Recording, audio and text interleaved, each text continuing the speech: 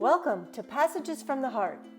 In today's episode, we finally splashed Charm, a day that I've been dreaming about the past 3 years. We've had some wild weather around here lately, storm after storm, which means finding the first leak on your new boat is going to be pretty easy.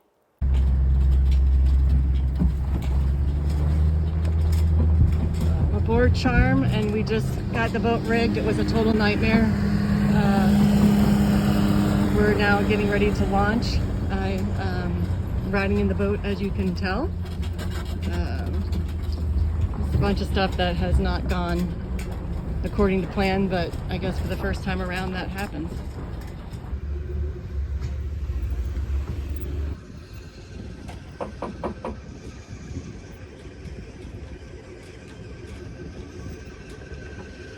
Backing down the launch, the ramp right now.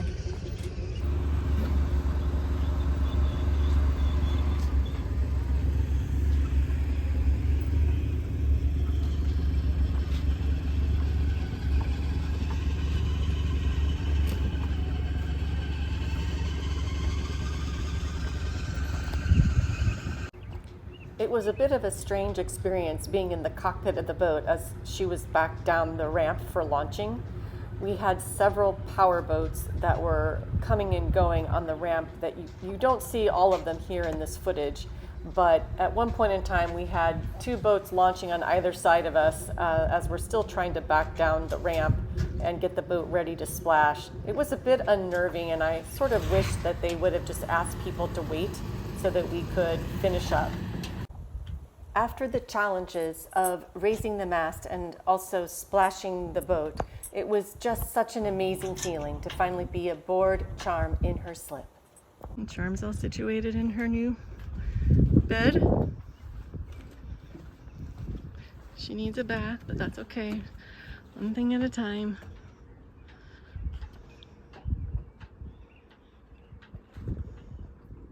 She's so pretty. Makes me really happy. That's because, well, that's another story I'll tell you about later. Suffice to say, you probably figured the plastic is to prevent leaking, and that is what would be correct.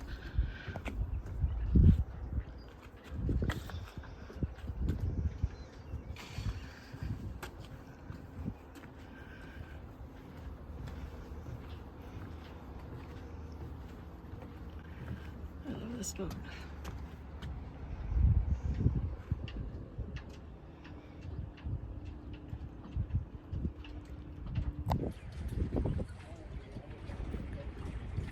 Ahoy! I am aboard Charm. We just came down to pick up the roller furling head sail to send it back to have the hanks removed and to also have the bolt rope inside swapped out for a smaller, thinner diameter one because the one that's in it is too thick. I'll show you what I mean. Head up. So nice on these boats. You can see there's plenty of room to walk up to go forward on the boat. So this is the head foil and the channel on it. The sail, the way it's configured currently, won't fit into that. So we're sending it back to have it redone, and then we can start to use it. Here is where my solar vent is that I was talking to you about before. When we were rigging the boat, this got broken. And I just realized in my tour video I didn't really give you perspective about where things were. So as you can see, I'm forward on the boat here. Here's the forward hatch and looking aft. And here's where that water fill is, and then the hose hole. So that's how that all goes. We're going to install the boom today.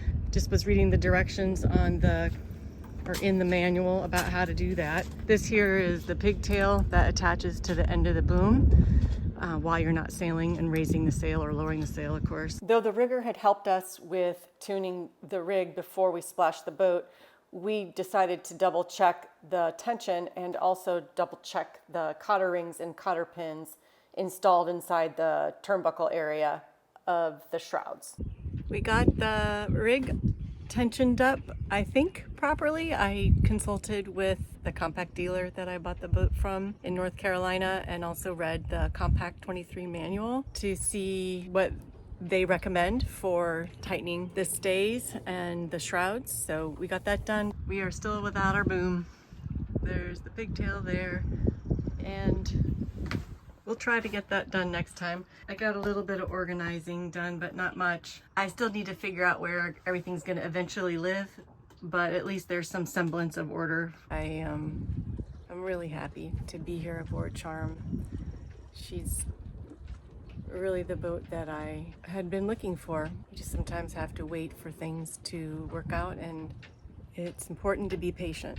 I have to be patient in the process of learning about Charm, patient with getting the sail repaired so that I can get out in the water, patient with just becoming more familiarized with how she will like to behave, which will be different, I'm sure, with how Sunny was, but you know, obviously there will be things that I apply from Sunny to Charm.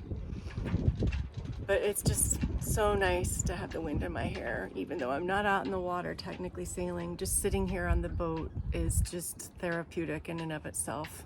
It's time to check the bilge to see if we have any water from last weekend. I'm a little nervous. Let's see what we have. So I removed this board, which normally goes right in here, and you just lift this up and you got to go back there.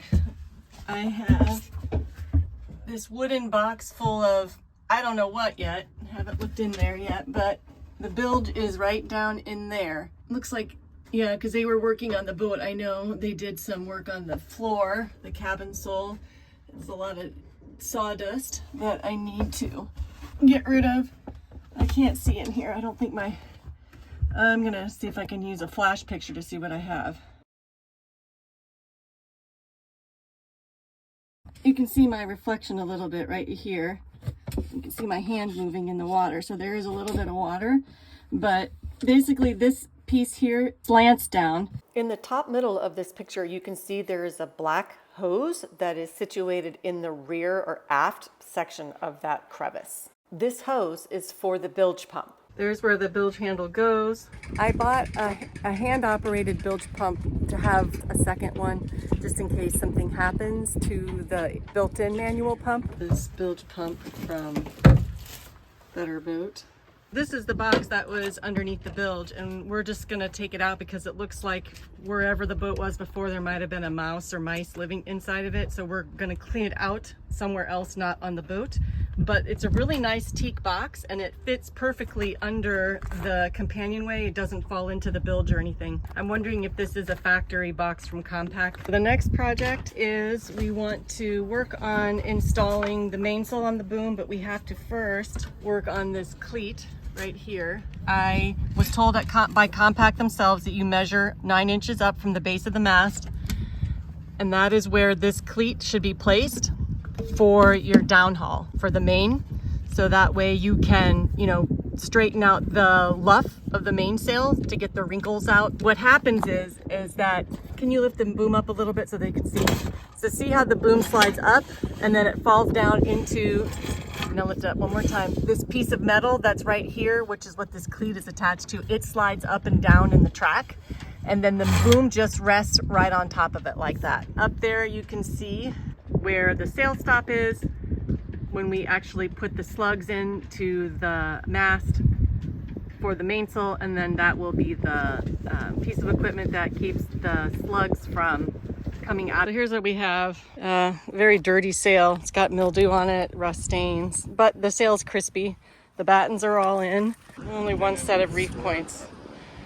Yeah. I decided that I'm gonna try to take the sail home and see if I can do some spot cleaning on it.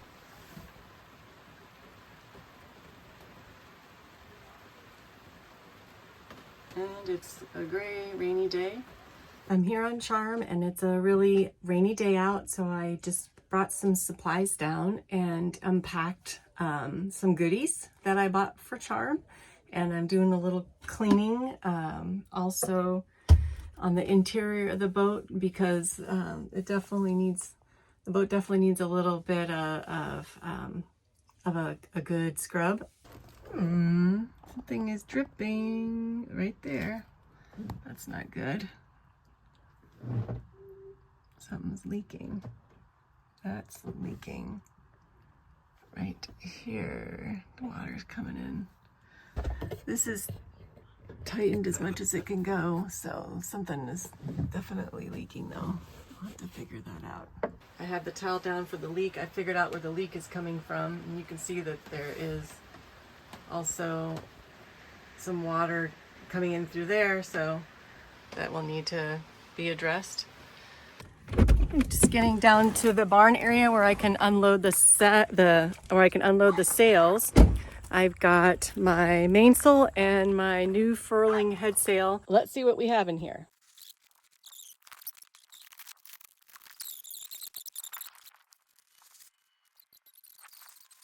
Looks okay to me. Hanks are gone. Bolt rope looks a lot smaller in diameter, so we should be good to go. Now let's tackle the main. I'm gonna go ahead and unroll this and start spot cleaning. I'm just going to use some dish detergent and a dish brush. That's what I was told I could use by the man that I bought the boat from, or the boat dealer from whom I bought the boat.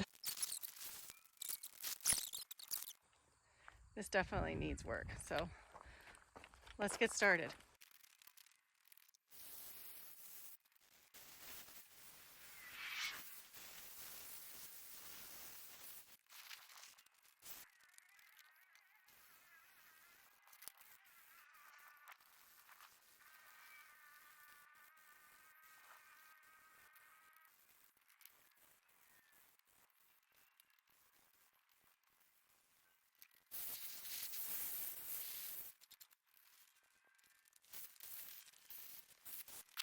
I'm back the next day after washing the sail and just wanted to show you the results. Yeah, it doesn't look too bad. A little better now, and so you can see a little more where these stains are. But again, it's so much better than it was.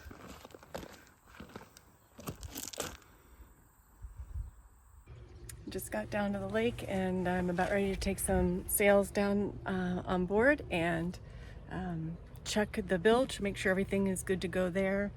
Also, I want to check out the other Genoa bag to make sure that I have my jib sheets are in there. Okay, I did determine that these are indeed the jib sheets, that they are attached to the clue somewhere in there. I already confirmed that, so I'm good to go. Okay, so the other thing I want to do is check the bilge again. Okay, lifting this up, removing that. Okay, here I am. The bilge looks unchanged, so I think that's good. There were some significant rainstorms that came through a few days back, and that's why I had that leak that I was telling you all about before. The level in the bilge doesn't look any different, so that makes me happy. I hope you enjoyed today's video, and next time I will hopefully be going on that epic first sail with Charm. I'm also going to be sailing aboard a 65-foot schooner in a few days, so I will share footage of that adventure as well. Until next time, fair winds.